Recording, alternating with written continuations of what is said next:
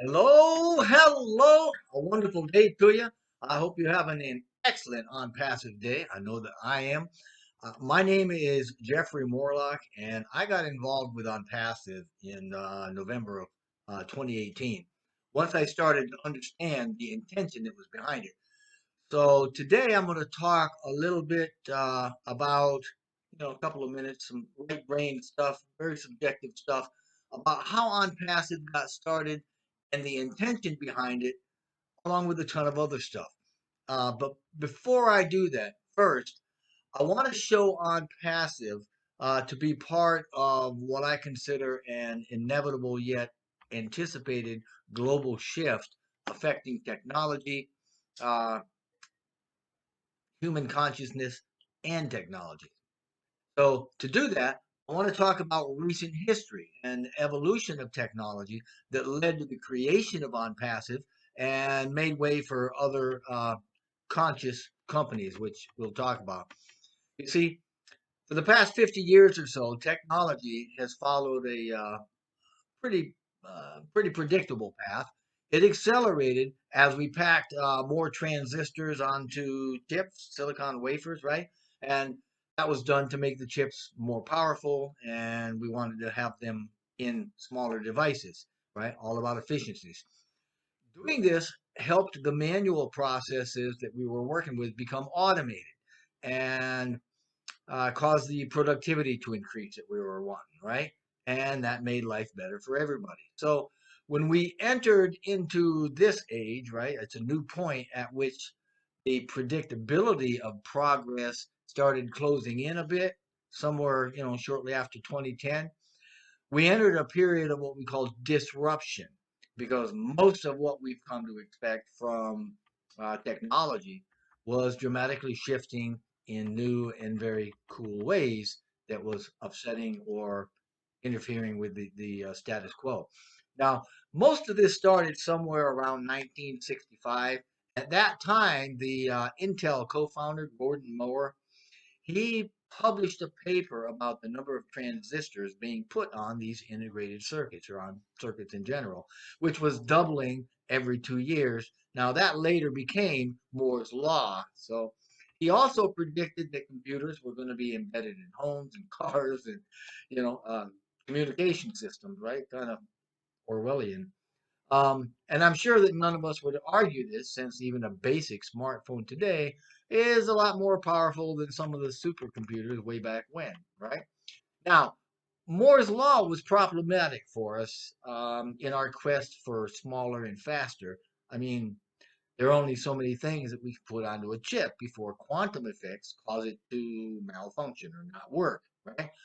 Now, there's also what we call the von Neumann bottleneck, and that showed us, or represented at least, that it doesn't really matter how fast the chips are if they've got to wait to talk to each other. So we needed more in less, and we needed them a lot faster. So, boom, enter 3D tracking. Excuse me, enter 3D stacking, which is combining integrated chips into a single three-dimensional chip. And I'd like to think that this is perhaps where Mr. Mufaro, who we'll talk about later, got his stacking the cool from. So, at any rate, the technology, it allowed more electrical connections between the layers, right, of the printed circuit boards, and that gave us some much wider bandwidth. It also gave us much greater speeds. Now, these were invented and our technologies were worked out in the 80s, and that hardware change moved us from the integrated chip to an integrated system. Now, later on, we had innovations like relational databases, and hang on just a second, let me kill this. We had relational databases and spreadsheets, graphic displays, and word processors, things like that, that promoted widespread use of personal computers, the PCs. Now, following that, we moved into the internet, and that led to email and e commerce, and eventually into mobile apps or mobile computing. So we could say the modern world is defined pretty much by the applications that make what we do possible. And these things have forever changed how organizations would be managed. So, until recently, all of these applications have taken place in PCs with a central processing unit that's paired with data and applications that are stored in a separate place. This is what we call Newman architecture or Princeton architecture, simply because of the way the hardware is put together separately, right? This worked well, for what we were doing, but for the power, the bandwidth, and the speed-hungry things that we want computers to do now, like driving self-powered cars and such, we needed more. So the advancement path shifted from developing new applications to developing new architectures, the way that we were putting it all together, right? That could handle the applications that we were creating a lot better. And to understand that concept of progress better, um, I guess so we can see where we were headed. Consider things like neuromorphic computing, which uses electronic circuits to mimic neurobiological architectures. And by that, I mean eyesight, hearing, things of that nature. Um, that type of computing is thousands of times more efficient than conventional chips.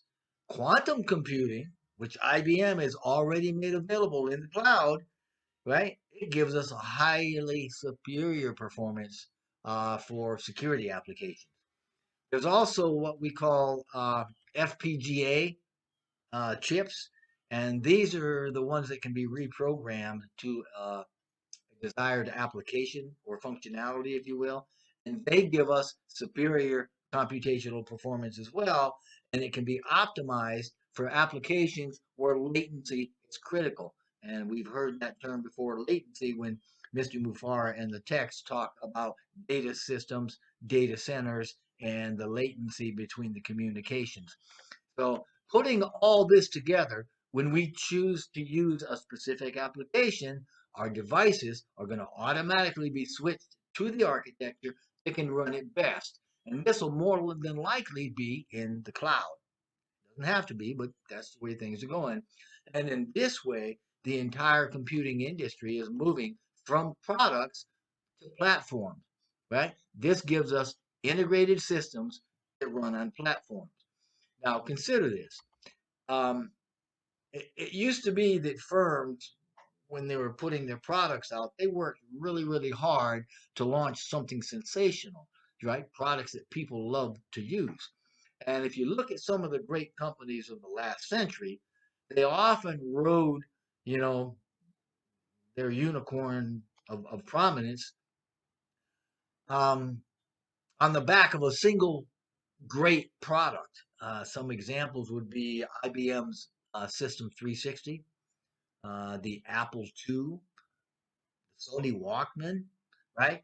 Those first successes could then lead to follow ups, and like the PC and the Macintosh, they could lead to further market dominance.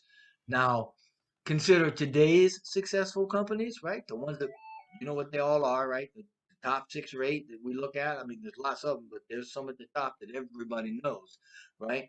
They make their money off the platforms I'm talking about. Remember, we've gone from products to platforms, right? I mean, look at Amazon.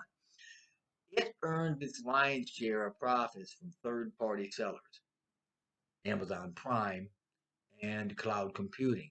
All of these are platforms. And what about Apple's iPhone, right? Without the App Store for Apple, where would that be, right?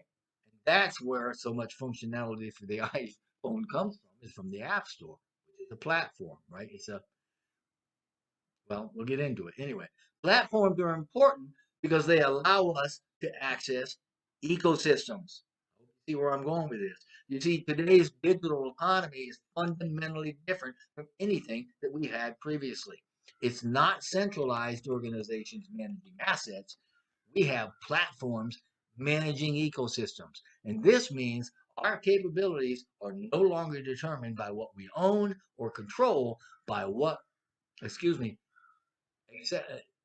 they're no longer determined by what we own or what we control. They're determined by what we can access, We have access to it. Because of this, we need to be thinking less about how we build efficiencies and more about how we build connections. We talked about this previously. What we talk about is all about the connection, right? Business is about connectivity and mutual benefit. So again, consider Amazon. Its platform connects ecosystems of retailers to ecosystems of consumers. Boom. I mean, that's huge if you can get understanding with that. Right? The App Store connects ecosystems of developers to ecosystems of end users.